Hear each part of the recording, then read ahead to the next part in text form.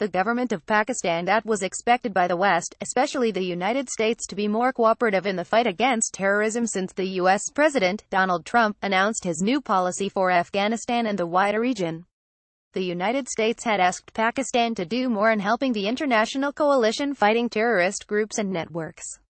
Pakistan is home to most of the armed groups that are waging war against the Afghan security forces such as Taliban, Haqqani Network and the Al-Qaeda.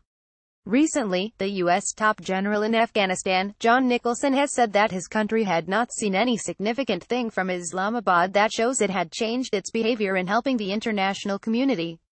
"I haven't seen any change yet in their behavior," Nicholson told reporters after a meeting of the NATO defense ministers held in Brussels when he was asked if he had seen any increased cooperation from Islamabad with regard to eliminating Taliban sanctuaries.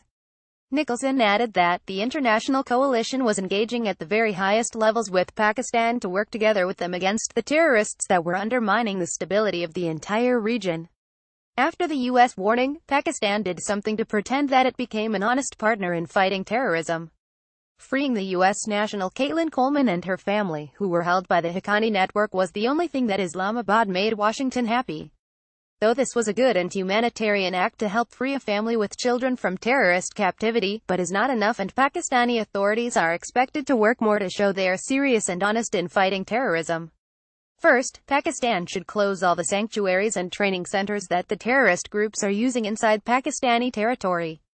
Pakistan should also cut its relationships with these groups that are harming the region's stability. Trump's praising remarks for the release of Mrs. Coleman and her family should not be the point to show he is satisfied with Pakistan's work.